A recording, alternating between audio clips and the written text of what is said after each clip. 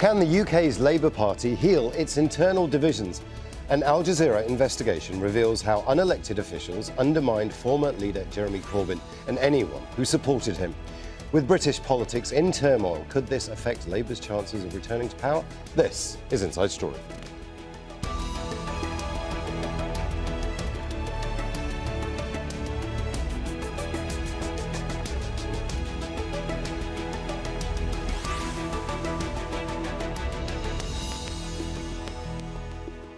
Hello and welcome to the programme. I'm Imran Khan.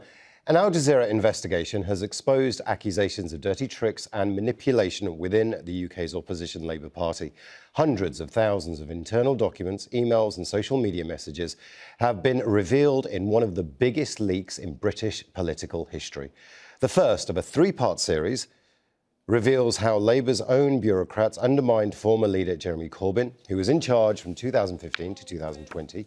His far-left socialist policies galvanised younger voters.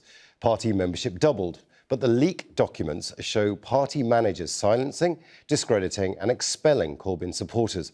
Some former members spoke to Al Jazeera's investigative unit, revealing more of Labour's inner workings.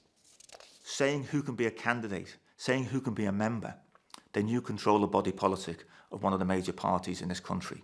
And I find that is undemocratic. Basically, it's a coup by a group of people to take over one of the major political parties in Britain. The files obtained by Al Jazeera contain Labour's disciplinary records from 1998 to 2021.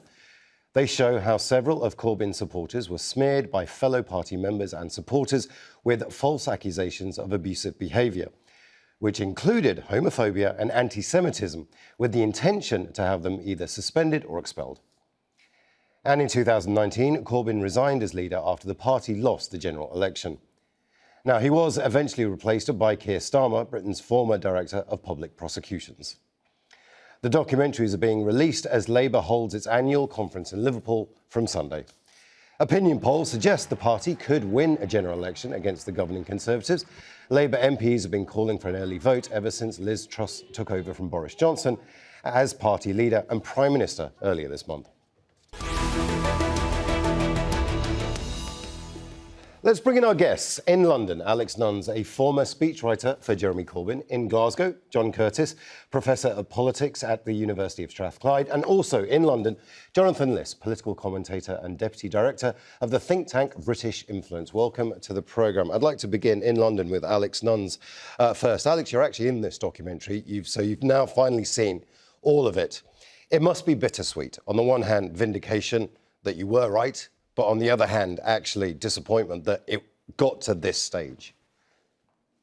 Well, certainly, as people who worked for Jeremy Corbyn, or even people who were just supportive of him and part of his movement, we knew all along that this kind of internal sabotage was happening, and that essentially what was occurring was a civil war within the Labour Party, where the existing established party establishment, the staff and the MPs and so on, were working as hard as they could to thwart the chances of the left wing, in the form of Jeremy Corbyn's leadership, to make its case to the electorate and to advance. And so yes, we all know it, but in Britain especially, there's been this one-sided media coverage of this situation where everything was blamed on the left and the right were never criticised. So you're right, it's bittersweet in the sense that finally some light is being shone on what actually happened. Jonathan Liss, also in London, it must be disappointing for you as well. But, I mean, is this just internal workings of the Labour Party that have just been laid bare, or is it illegal? That's a good question. Obviously, the Labour Party cannot be separated from its internal mechanisms. And there's a long history in the Labour Party of a kind of civil war between the left and the right, where each faction is trying to wrest control of the party. So yes, it's disappointing and it doesn't bode well for potential future governance. But I suppose the key point is that divided parties don't win elections. And it doesn't make any sense for the party to be fighting a battle against the left now. Just as the right of the party was fighting the left, while the left was actually in power in the Labour Party. And I think that really the leadership has to look at this, because the public is not going to be attracted by a party which is focusing more on kind of purging one wing of itself than in actually speaking to the country. I'm going to bring back Alex here. Alex in London as well. Alex, you've heard there that actually this needs to be looked at by the leadership. We've been actually speaking to members of my team and I, of members of the Labour Party all day to try and get their sense of this. And the overwhelming sense is just as we were about to become electable, just as things were turning a corner, we're back here. But the point is, this didn't happen overnight. This is systemic within the Labour Party. These documents go back to 1998. There's always been a problem. Well, that's true to an extent, but the problem has certainly intensified. It intensified when Jeremy Corbyn became leader of the Labour Party. That's when, for the right of the Labour Party, the left became an existential threat to its kind of self-image rather than just an annoying, relative that they had to put up with.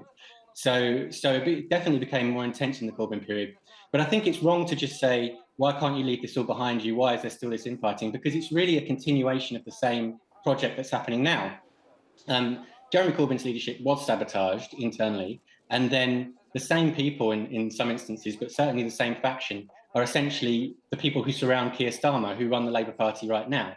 And what they've done now that they've got into a position of power is they've decided to, as Jonathan just said, launch an all-out purge of the left and try and, they've suspended the former leader, Jeremy Corbyn. They've expelled plenty of members on really dubious grounds. And this just goes on and on and on. And it seems to be the leadership's only kind of reflex is to attack its left wing in a kind of a really bad pastiche of the Tony Blair years. So it is a problem for Starmer in the sense that he's not going to have a united party if he carries on down that track. John Curtice in Glasgow, you've heard what both our guests have had to say about this documentary, about the allegations within the documentary. But do ordinary people care? You're a professor of politics, you're a pollster. Do ordinary people care about this kind of internal fighting?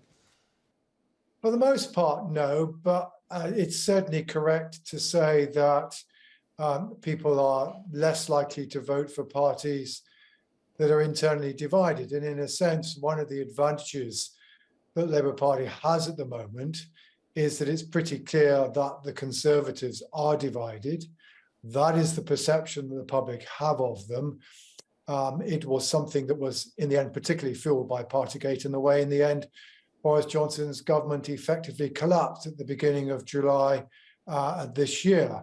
As compared with that, the current arguments about the past inside the Labour Party and the way in which Jeremy Corbyn was treated certainly will not have the same degree of resonance with voters, not least, I'm afraid, because whatever his merits, although Jeremy Corbyn certainly did very well in the 2017 general election, in the end, he wasn't able to persuade the electorate that he was somebody that they wanted to see him as Prime Minister. And to that extent, at least, the arguments about Jeremy Corbyn are, I'm afraid, to some degree, yesterday's news, as far as most of the public are concerned. But it does have an effect. I want to bring in Jonathan Liss here. It does have an effect on people's perceptions, clearly, of the Labour Party. More importantly, though, it is a problem for Keir Starmer, who now has to publicly, and the conference is on Sunday, he's got to publicly address all of this and try and unite his party. Can he do that? I'm not sure that he does have to address it, to be honest. I mean, obviously journalists have to ask him about it, and maybe some will, but I think that he will steer the conversation very rapidly away from it. And, as much as John was saying a second ago, to say this is yesterday's news and to point out that the ultimate verdict on Jeremy Corbyn, sadly, was passed by the British people in 2019. Obviously, as we were saying, wasn't helped by the sort of factions in the Labour Party, and it wasn't helped by the internal sabotage that looks to have taken place. But the British people did not want Jeremy Corbyn fundamentally. It didn't want what the Labour Party was offering for a number of reasons in 2019. And I suppose Starmer will make that point and steer it very rapidly away from that to look at the current dividing lines. And I think the point is that his job has actually become a lot easier in the last couple of weeks, because when Johnson was Prime Minister, and Johnson was obviously very unpopular at the end, but Starmer's main lines of attack against Johnson were first of all on competence and then on character. But now Truss has become Prime Minister, Liz Truss, and has completely transformed the Tory party agenda to make far clearer lines, dividing lines between the Tories and Labour, similar in a sense, because of the Labour Party and Tory party both now moved to the right. So we have a similar kind of gap between the two parties that we had a few years ago. And that will make it far easier for Starmer, because now he has a political dividing line and he can talk much more about policies. And even though Labour is to the right now, it's still much further to the left than the Tory party under Liz Truss. I think the public will be more prepared to forgive him for that. I think actually, Alex, in London as well, Jonathan Liss has actually put out a strategy, probably unintentionally, but it's quite a decent strategy. Let's just avoid that. Let's focus on the Tory party. Let's forget any internal Labour Party workings. But there are going to be a lot of angry Labour Party members, certainly ones we've spoken to, who want a clean house. They want reform. That's going to have an impact. Well, there will be. Yeah, there will be. But I think at the conference, they'll probably keep it off the agenda if they can. I mean, I agree that publicly, the Labour Party will say, well, this is all in the past and let's move forward and so on and so forth.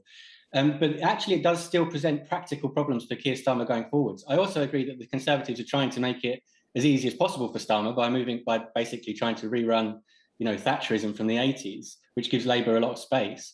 But the trouble for Starmer practically is that a lot of the Labour Party membership are disaffected. A third of party members have left under Starmer, have resigned their membership or been kicked out. Those tend to be the people who will go around and deliver leaflets and knock on doors and all that kind of thing.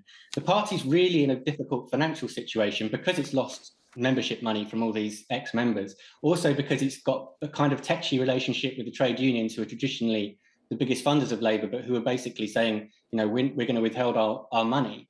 And there aren't the big rich donors coming back in to fund the party that there were in the Tony Blair era. So it's not just a political problem for Starmer, where I agree that the Conservatives have made it much easier for him than it would otherwise have been if Boris Johnson had been in place and still successful as he was previously. But it's also a practical problem about the running of the party and the makeup of the party and the morale of the party.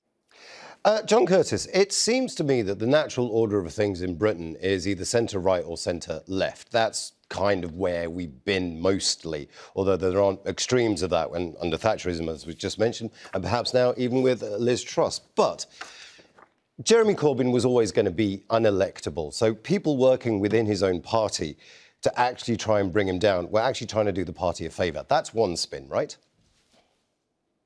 Well, that certainly will be the view of those who were engaged in trying to bring him down. Although I think in truth, we should remember that, it's that quite remarkably.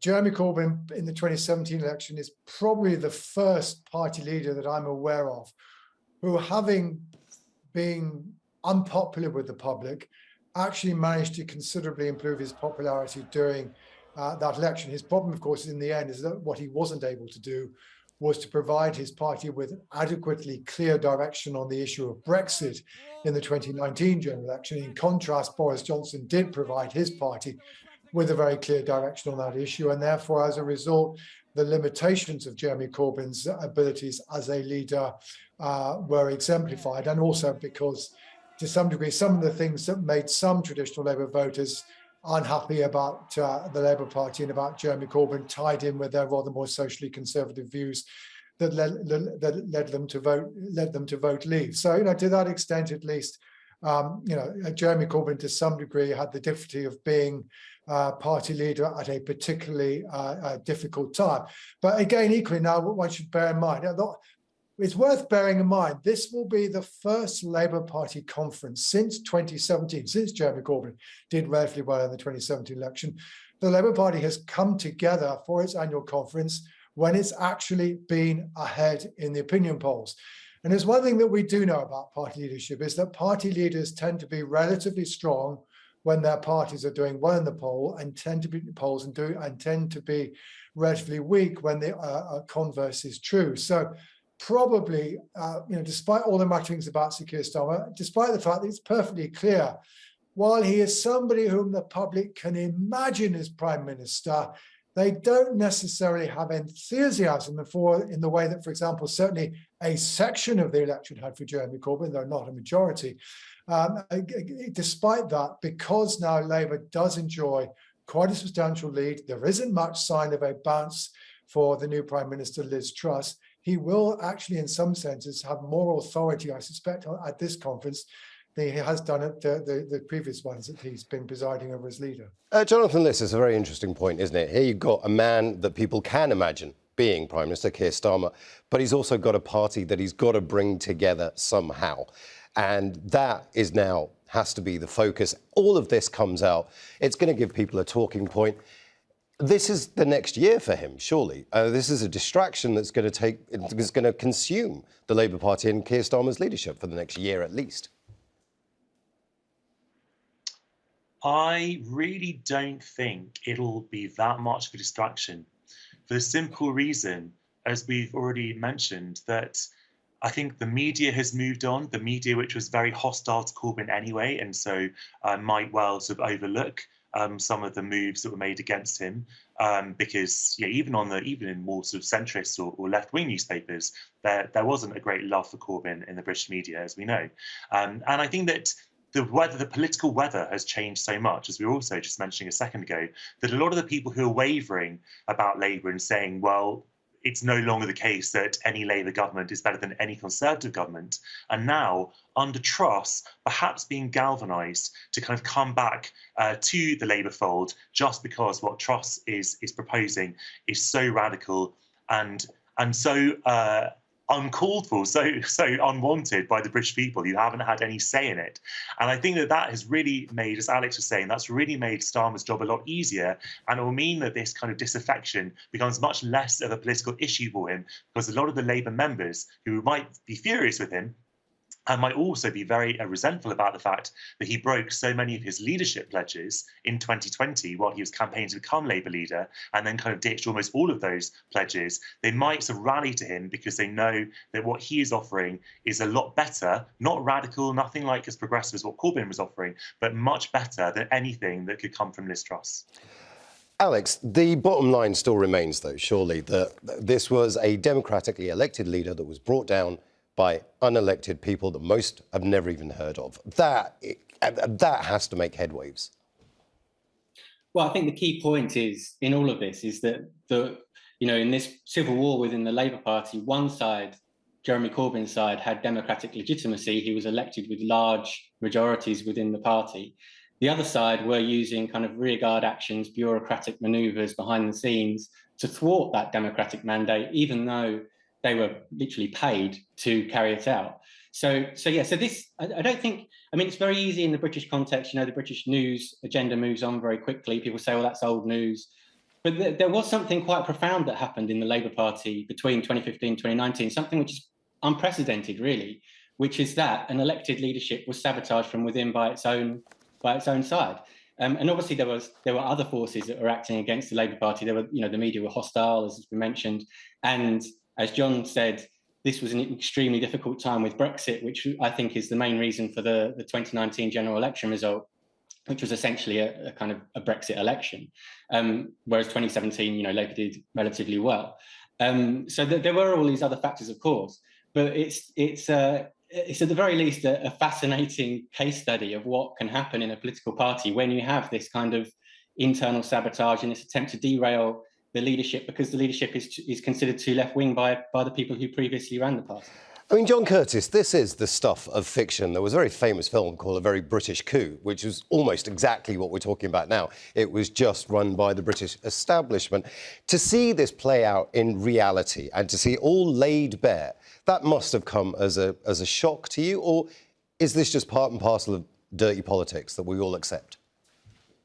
Well, I think, to be honest, maybe Boris Johnson and Jeremy Corbyn should get together and start a club for deposed leaders. At the end of the day, leaders who end up being regarded by their party or by a significant section of their party as a liability to them are always at risk of being overturned, irrespective of how well they did at a general election in the case of Boris Johnson's case, or irrespective of how well they did in leadership election in the case of Jeremy Corbyn. At the end of the day, both gentlemen face the problem vis-a-vis their parties that a significant section of their party did not believe that they were an asset. And when that was the case, yes, unsurprisingly, people moved against them. And the truth is, that's just a part of what politics is about. Party leaders, one of their constant jobs they have to do is to maintain the confidence of their party. If they don't have the confidence of their party, they are always potentially vulnerable. Jonathan Liss, it's often been said of the Republican Party in the US that it actually should be 6 different parties because of the internal divisions. We've been talking a lot with all our guests about the idea that this is the hard left versus the hard right. There were divisions within the Labour Party itself. Is it time to actually split the Labour Party? Because this doesn't seem to be doing the Labour Party any favours, to having this internal, almost constant infighting. The bottom line is that the Labour Party is the only vehicle for progressive government in the United Kingdom. That is a result of our electoral system, first past the post, which requires 50%, or not even 50%, a majority of 1 in each constituency that has no kind of proportionality to it whatsoever. If you had a proportional representation system, then I agree there would be very good grounds to split the Labour Party into sort of different shades of left-wing opinion, and then the public could decide which one of those shades it wanted, and then you'd have a formal coalition between the different factions to form a new government. That is extremely normal around the world. We don't have that system, and until we do, then there is no option but for the Labour Party to group together, because if it doesn't, if there's a splintering, a split, and we have seen splits in the Labour Party before, obviously in 1981, when several high-profile MPs split away to form the Social Democratic Party, which then merged with the Liberals. And also, to a lesser extent, in 2019, when some disaffected MPs broke off and formed the Change UK Party, which wasn't nearly as successful. You have had breakups, and that has always benefited the Conservative Party, which has managed to stay extremely united in a very successful right-wing force, which doesn't have any rivals on the right. The Labour Party is always going to have rivals on the left, such as the Liberal Democrats, depending on where they are at any given time, and the Green Party. So it's always going to be harder for the Labour Party, and particularly now when the Tories are redrawing the electoral boundaries to make it easier for Tory MPs to be elected. That rule will come in before the next election. So the Labour Party really needs to coalesce, and that is why Starmer needs to stop purging the right and extend olive branches, because without the left and without those activists, as Alex was saying, it's going to be much harder to win the election. Alex Nunns, have you actually spoken to Jeremy Corbyn since all of this came out? Well, I haven't spoken to him yesterday or today, but I have spoken to him very recently when we knew it was coming out.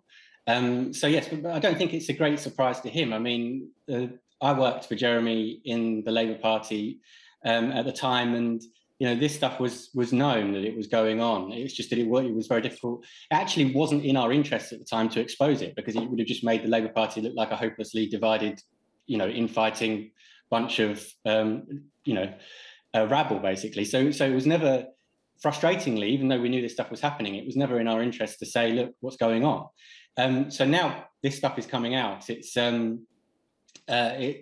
good to have it finally confirmed. But I do think that something has changed within the Labour Party that makes it different from those other historical examples that Jonathan was just talking about, in that there is now, since Jeremy Corbyn's leadership, I think the right of the Labour Party view the left as an existential threat to them. They think that the left is a genuine threat now, and they want to get rid of us. I think what's happening is that there is an attempt to really push the left out for good, to exterminate the left.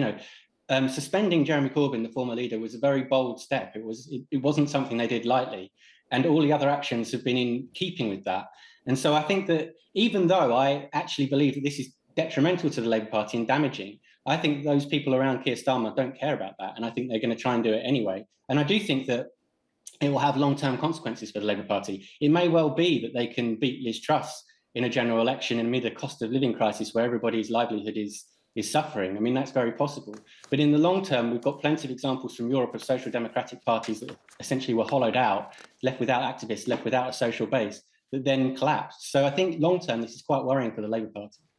I want to thank all our guests, Alex Nunns, John Curtice and Jonathan Liss. And I want to thank you as well for watching. Now, you can see the programme again anytime by visiting our website, aljazeera.com. And for further discussion, it's our Facebook page. That's facebook.com/AJ Inside Story. And you can also join the conversation on Twitter. We are at AJ Inside Story. From me, Imran Khan, and the whole team here, bye for now.